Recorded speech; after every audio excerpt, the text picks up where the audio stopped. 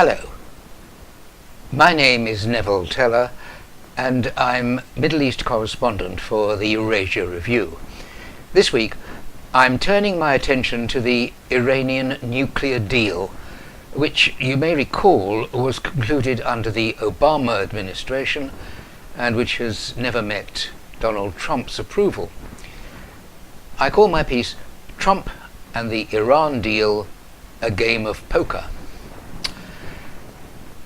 Now, Tuesday, July the 14th, 2015, was a date with double significance.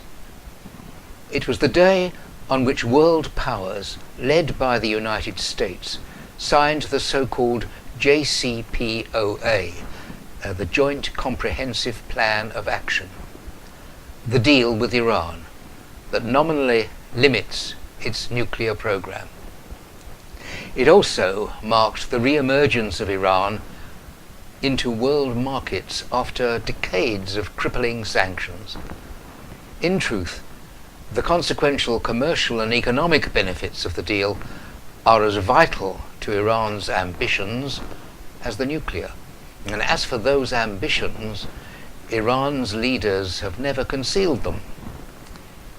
The Islamic Republic of Iran seeks to become the dominant political and religious power in the Middle East. As the prime exponent of the Shiite tradition of Islam, Iran views as its main rival the leading Sunni state, Saudi Arabia, which it has constantly sought to suborn. It regards Western democracy with contempt, and it dubs its leading exponent, the United States, the Great Satan.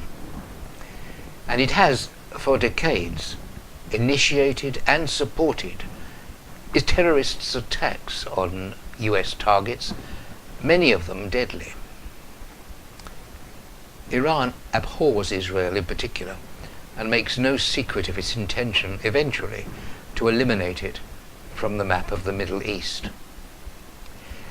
It's to this rogue state that the much vaunted nuclear deal has handed the keys to an eventual nuclear arsenal, and the means to enjoy a flourishing economy and commercial growth on a previously unimaginable scale. Long starved of economic development, and with a population of 80 million, Iran is replete with juicy commercial plums simply waiting to be plucked.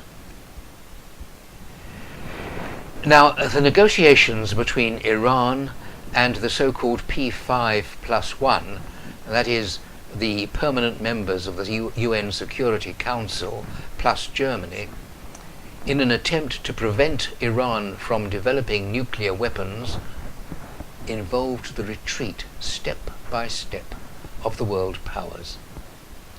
The prime policy objective of the Obama administration from the very first, which was to bring Shia Iran on side in order to counter the activities of Sunni al-Qaeda and later of Islamic State, all that presupposed appeasement. Other Western powers, mesmerized by Iran's apparent access of flexibility, bent over backwards to accommodate its demands and to finalize a nuclear deal.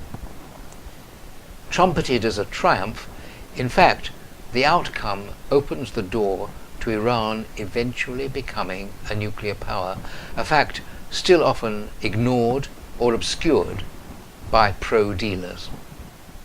The fact is that between 2025 and 2030, the agreement to limit Iran's stocks of low-enriched uranium and the number of centrifuge cascades it can operate will expire, allowing Iran to erect an industrial-scale nuclear program if it chooses.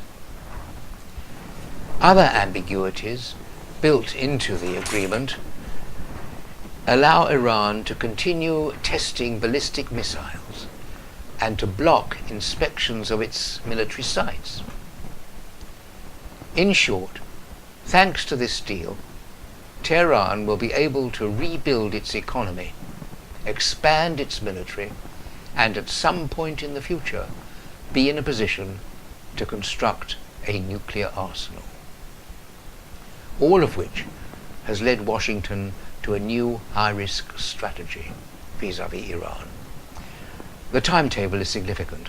On September the 14th, President Donald Trump agreed to extend sanctions relief for Iran, since reimposing sanctions without a pressing reason could have led Iran to renounce the deal and revert back to rapid uranium enrichment. 9 days later, perhaps emboldened by the United States' move, Iran chose to test launch its newest missile, which is reportedly capable of carrying multiple warheads and to have a range placing Israel and Saudi Arabia within easy striking distance. Trump responded with a tweet: "Iran just test-fired a ballistic missile capable of reaching Israel. They're also working with North Korea. Not much of an agreement we have." This was perhaps the opportunity Trump was waiting for. On October the 13th, he certified that Iran was not complying with the agreement and gave Congress 60 days to decide whether to reimpose sanctions waived under the deal. But the 60 days duly passed, and Congress did nothing. It simply passed the ball back to Trump, who must now decide by mid-January if he wants to continue to waive energy sanctions on Iran.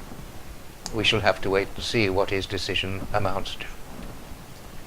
World opinion fears that if sanctions are reapplied, the nuclear agreement could unravel, leaving the international community with even less transparency about Iran's nuclear program.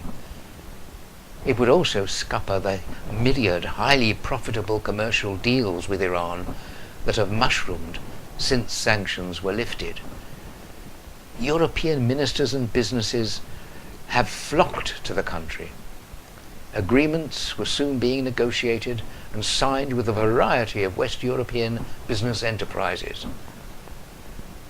Given Russia's battlefield collaboration with Iran in the Syrian conflict, Russian companies have come away with some highly lucrative deals.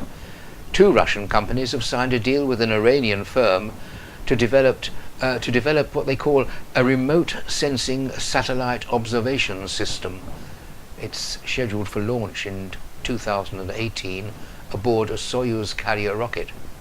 Now, satellite observation systems can be used to gather information about the Earth's atmosphere, surface and oceans, but what else they can be used for was not specified in the Iranian news report, leaving the imagination to run riot.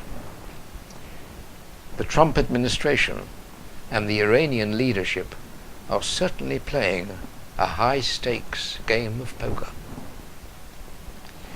Thank you for listening, and join me again next week. Goodbye.